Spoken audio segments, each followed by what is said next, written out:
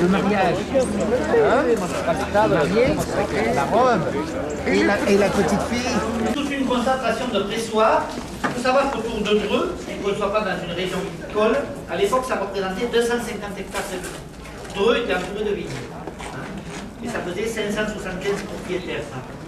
Donc tous ces pressoirs et tout ce que vous allez voir ici dedans, pardon, pratiquement, ce n'est que du don. Nous n'achetons rien. Hormis des peintures ou des faïences, on n'achète rien. Ce n'est que du don, tout ça. Donc tout ça, c'est des pressoirs qui étaient aux alentours de Dreux. La particularité du pressoir rectangle, là, vous avez, c'est plus un... Eh oui, c'était comme ça. Différents types de boucheuses, là. Une ancienne pompe à vin, ou à vin ou à eau.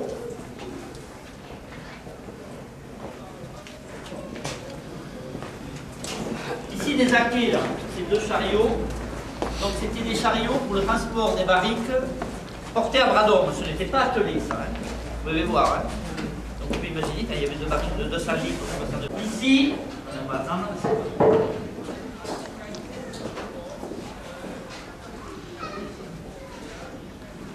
Parce qu'il faut qu'on tourne, parce qu'après les groupes vont se mélanger. Et ouais, quand il y a 4 groupes comme ça, si on... Ici un pestonneau. Donc, oui, c'était pour peser les tonneaux. Donc, soit à vide, soit à plein. S'ils n'avaient pas la contenance, mais ça leur donnait. Voilà, contenance. Soit à vide, soit à plein, ça leur donnait la contenance. Voilà. Ah, c'est tout, c'était pas pour peser le tonneau du vin ou de. Ah, ben non. Et nous, on s'en sert toujours, vous savez pourquoi? Quand on fait la mise en bouteille, c'est juste la largeur, ça fait quasi un plastique rouge. C'est ce que j'ai compris.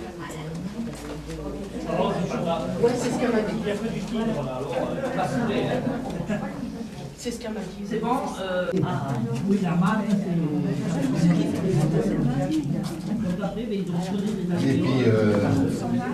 Et puis, c'est pointu. Quand on est dans l'enfant du jardin, on est 10 mètres sous terre déjà. Voilà. Oui, donc ça a servi d'abri pendant les guerres, bien sûr. Et au prieuré, on a la liste au grenier, là-haut, de la savoir comment ça. Au prieuré, il n'y avait que des notables et des enfants qui n'avaient pas de venir dans la rue là.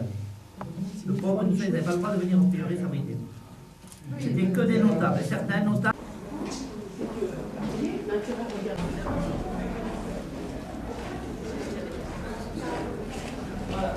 Ils sont là, les traducteurs? Et lui, il voulait que la route se passe là. Il voulait tout complet là. Alors par là? C'est du gros élevage et du mouton. Il y avait de la vigne, il y a tout arraché, ça n'intéresse pas. Oui, non, mais même, il y a eu beaucoup. Mon frère, il n'était pas obligé de l'arracher. Il l'a arraché parce qu'il ne voulait pas s'emmerder avec ça. Ils ne vendent pas de vin, ils ne boivent pas de vin déjà, donc il y a eu beaucoup de transformation. Non, mais maintenant c'est de tout, c'est plus fragile. Ah non, moi je suis ça va. Elle fait un peu de tout. Là, je me suis fait me faire une entorse. Depuis la tête, mais. Et ici, bon, on est sur la pierre, vraiment, il n'y a pas de marne, ça n'a jamais bougé. Voilà. Avancez. Ici, un peu partout sur les pierres, là, oui. Mais on ne sait pas qui c'est qui a. Si ça a été fait par des vignerons, par des. On ne sait pas. Parce que bon, ça a été, pendant les guerres, ça a été occupé, ça a été, donc je ne sais pas. Oh, c'est pas le moine qui a fait le cœur quand même, je crois pas. Ah oui, oui. Il y avait des grandes cuves. Voilà. Donc ça, c'est un couloir, hein, parce qu'il coulait, oui. On sort pas. Ah oui. Oui, on fait des soirées Beaujolais, on fait. On loue au printemps, on loue pour des mariages, on loue pour beaucoup de choses, des anniversaires, des. C'est vrai, il y a de la place. Ah oui, il faut chauffer un jour avant, vous voyez, mais je peux vous raconter chaud. Déjà, ils ont chaud. Ah bah oui, c'est vrai. Vous ne croirez pas. Mais vous ne devez pas avoir l'accent drouet, hein? Non. Non, il est Toulouse, j'ai dit. Il a l'accent du Sud. Ouais. Ouais, mais Il a je gardé perdrai son jamais. accent. Je l'ai jamais perdu. Enfin, il y a longtemps que je suis dans la région. Ah oui? Il y a des gens qui prennent des trucs. Pardon? C'est tenace. Toulouse. Oui, sud-ouest.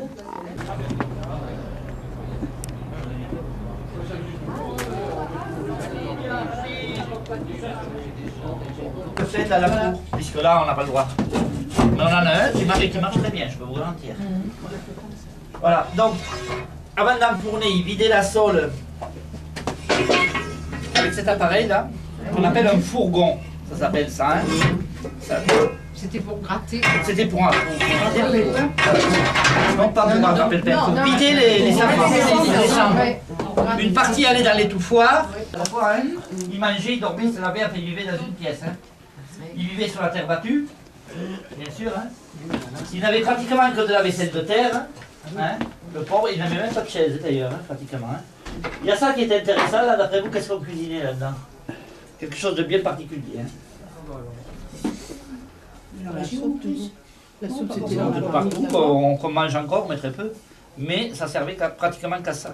Il y en a de beaucoup plus grosses que ça. J'en ai une à la maison, elle est comme ça, de chez mes grands-parents. Donc vous voyez pas, ils mettaient ça dans le feu. Carrément. Qu'est-ce qu'on pouvait cuisiner là-dedans? Le ragoût, non? Le ragoût, non? Non, parce que souvent c'était dans les marmites dans la cheminée. Alors on y va? C'est moi. C'est des cripierres. C'est des cripierres. Ça. Ah oui. Moi j'ai pas pensé. Oui, moi j'en ai une, elle est comme ça. Vous en mangez des tripes alors? Non, c'était chez mes parents, on l'a gardée parce que. Ah bah c'est joli. Ouais, c'est rigolo, il y en a, c'est pareil, il y en a plus beaucoup. Entre les poutres, il y a des lattes de bois. Vous voyez? C'est quoi, d'après vous? Là, c'est pour remplacer le parquet, c'est des lames de bois fendues. Hein. Châtaignier. Non, c'est rien. Derrière, ceux qui veulent le voir, vous avez une pierre marquée 1870, vous voyez? Et il reste, regardez, sous les plexiglas, là. Là-bas, vous avez une de la patrie, là, vous avez un casque de Prussien. En 1870, Dreux était occupé par les Prussiens, ils étaient dans les bâtiments, ici. Mais en 1870, ils étaient dans les bâtiments, enfin, Dreux était occupé par les Prussiens. Si vous avez des questions, vous ne bougez pas.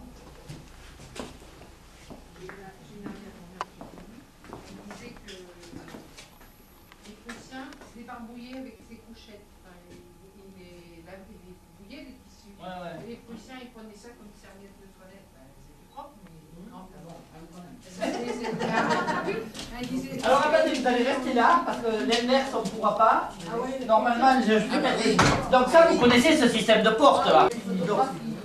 Les photographies. Ah ouais, mais tant pis, hein, parce que... Non, tant pis, allez-y.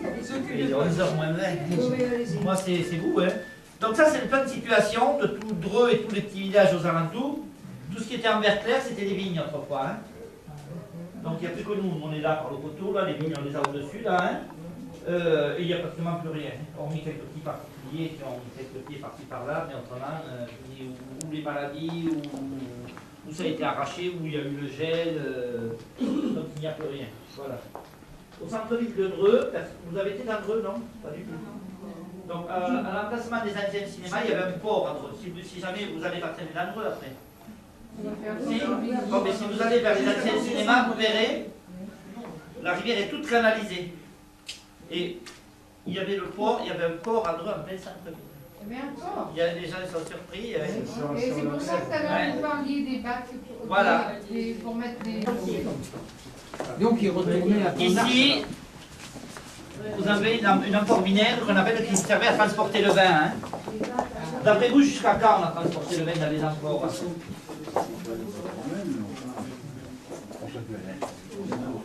C'est les Gaulois qui ont inventé la barrique. À partir des Gaulois, on a commencé à transporter le vin dans les barriques. Oui. Voilà. Et vous pouvez voir le montage dans les bateaux, comment ils faisaient, ils mettaient couche par couche, les unes sur les autres. Et après, ils remplissaient de sable. Malheureusement, on peut le temps. Tout ce qui est amphore, je vais vous faire voir la BI.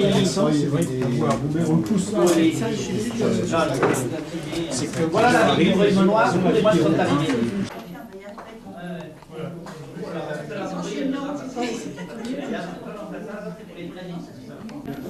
Je ne sais pas si vous avez vu en bas là, vous n'avez pas vu.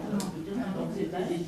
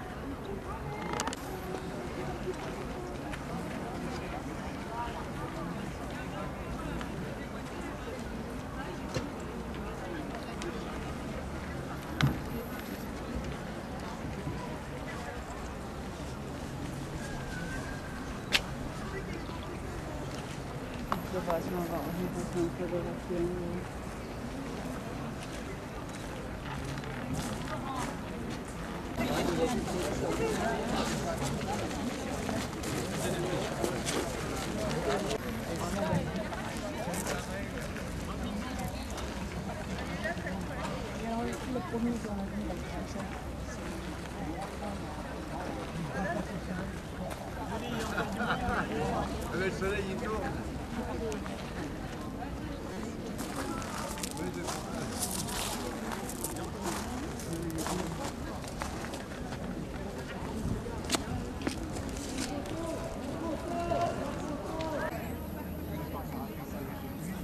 Puis on les remettra et on les descendra.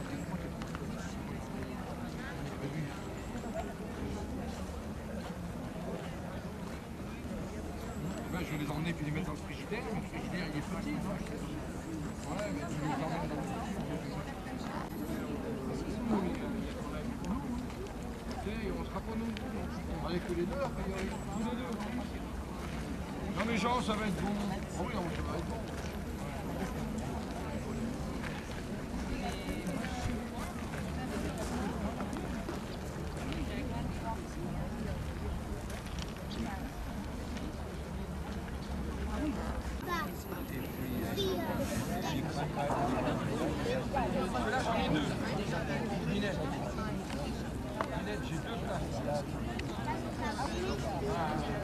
Nee, das ist am wenigsten.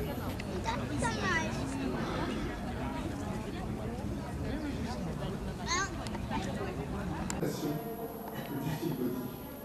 Ça se traduit par exemple par les trois typologies de coupage. Par les colonnes qui sont rondes. Alors, tout à l'heure, vous verrez dans l'autre style, les colonnes sont plates. Et on fait comme au Moyen-Âge, on met des petits gargotes.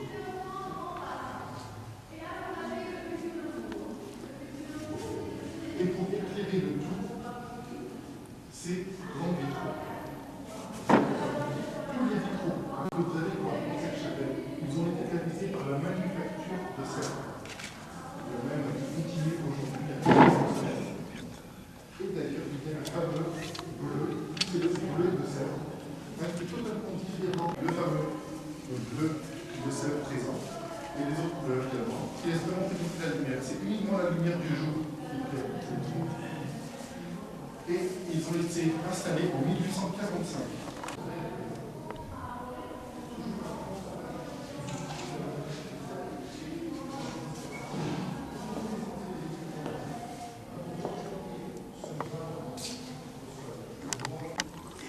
Et le fond est toujours peint avec des couleurs foncées, et donc par contraste, on voit le reste en bleu plus clair.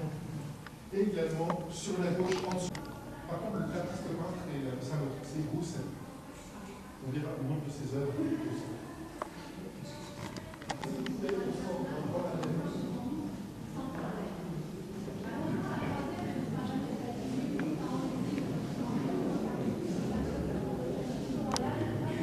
Celui qui est représenté sur les vitraux, eh bien, il repose à côté, juste à cet endroit. Donc vous avez le prince royal Ferdinand Philippe, qui est né en 1810, qui le prince Ferdinand, il a posé ses sous épouses, qui était la princesse allemande, la princesse Hélène de Mecklembourg-Schwerin. Donc elle est mais elle était, alors les mains ne se touchent pas, mais elle se touche pas. Elle était descendante de l'Italie.